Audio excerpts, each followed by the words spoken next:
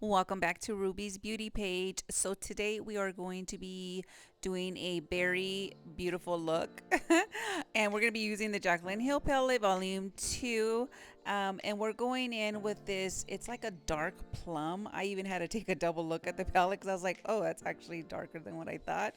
I haven't used that shade, so that's why I was kind of thrown back a little bit, but we're going to go ahead and apply that shade right in the crease of my eye, and I'm going to make it a little oval as you see that I'm doing. Once again, we don't have to make sure that it's perfect because we're going to blend it out slightly, so it's okay if the shape is not perfectly rounded.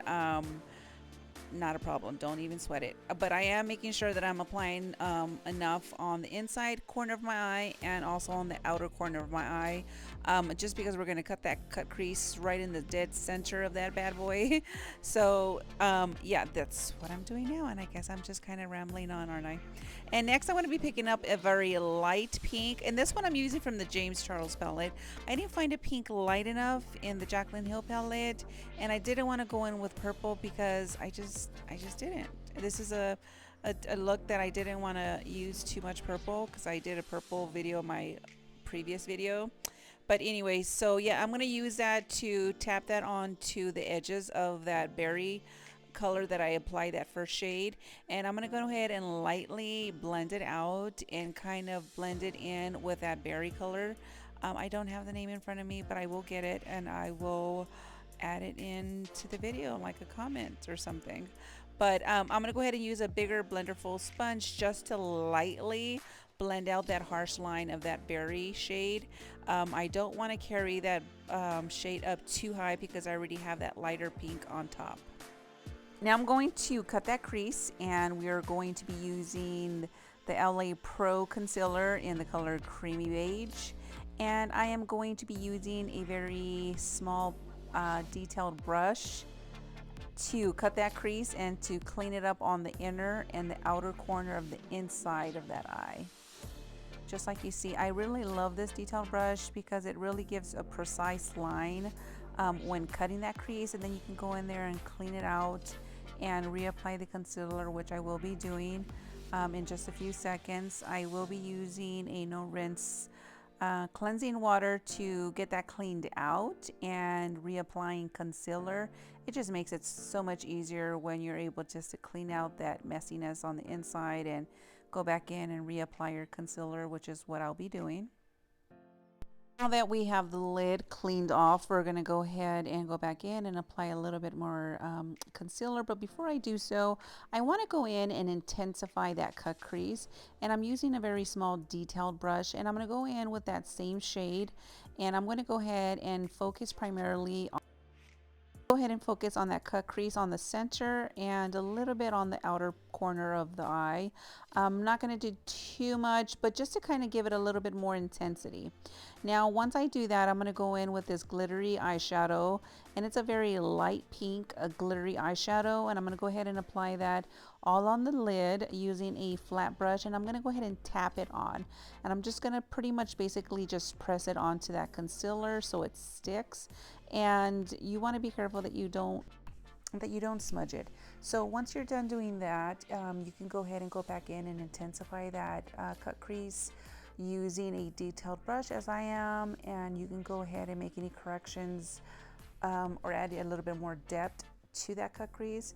Now I'm going to go ahead and blend out the outer portion of the eye using that same beautiful berry color and the inner corner of my eye as well. And I'm kind of just tapping it on, and then I'll be doing like a zigzag kind of a motion and then I'll create the shape that I want on the outer portion of that lid.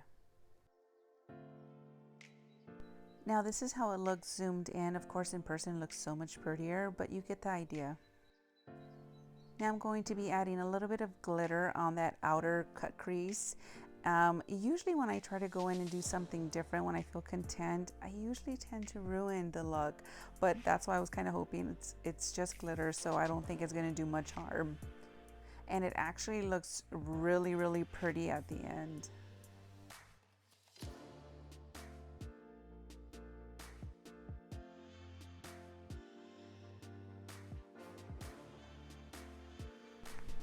Now comes my favorite part, which is the foundation application, and I'm using the Morphe M6 buffer brush to apply my foundation. And the foundation that I'm using is from Limelife by Alcone. This is in the color Shinto 3. This is still my summer shade, and I try to hold on to my summer shade for as much as I can because I really love this shade. And as you see, I'm just tapping it onto my skin, just pretty much pressing that foundation into my skin.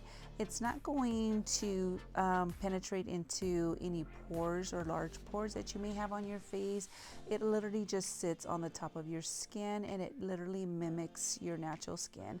So it doesn't look like you have much on. And sorry about that. So it doesn't look like you have much on, but it does. It really mimics your natural skin. And then of course, as I always do, I go in with my Blenderful sponge and I tap off any excess foundation that's just sitting on my skin. And there goes my son. He was just kind of hanging out with me.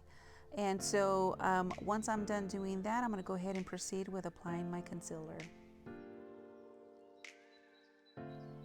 Now you guys know me, I don't do my hair to the very end. So now I'm going to be applying the concealer. This one's in the color number 3 from Limelife by Alcone. It is a wax-based foundation concealer, I'm sorry. And so as I stress, you know, very little is all you need, and you can build it up in coverage to your desired amount. So you really want to work with the concealer as far as coverage goes and how much you apply, because it is so highly pigmented that you really don't need much, and it will last you a very long time. Now once I'm done applying the concealer, I use that same buffer brush to blend those two shades together. And as you see, I'm going to go ahead and set that concealer with a little bit of a light colored powder from Limelife by Alcone. This one, of course, is in the shade number 1. It is HD, it is finely milled, and it is just a flawless facial powder. Now I'm going to go ahead and set my entire face. This one is the number 6 from Limelife by Alcone. Our facial powder is flawless. It leaves it's a very velvety, smooth powder, so it makes your skin look very flawless, as you see.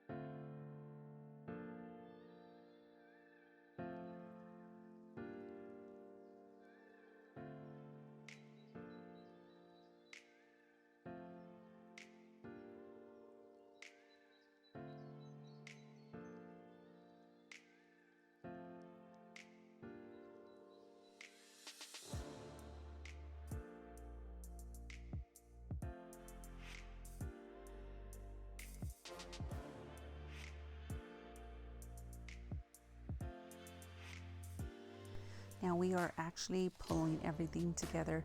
Now I'm going to go ahead and go in with this one is Ruby Chocolate. Sorry, I had to think about it. This one's Ruby Chocolate in the Enduring Lip Color from Limelife by Alcone. It is a liquid lip color that dries matte, but it is very moisturizing. But if you know me, you know that I love myself a little bit of gloss, and I'm going to be using the color Inspire from Limelife by Alcone to add that on top of my lips, because I just love the way it just kind of gives it that really pretty, juicy, glowy look to my lips. And this is pretty much it, you guys. This is the final look. I am very satisfied. I love this look. I'm going to go ahead and add my hoop earrings and add a little bit of setting spray to set everything. and we are good to go. Well, I hope you guys enjoyed this video. Please make sure to leave any comments if you guys have any questions. Subscribe to my channel. Show my video some love if you guys love this. Any support that you guys give me is greatly appreciated. Well, I hope you guys have a fantastic day. Take care, and I'll see you guys in the next video.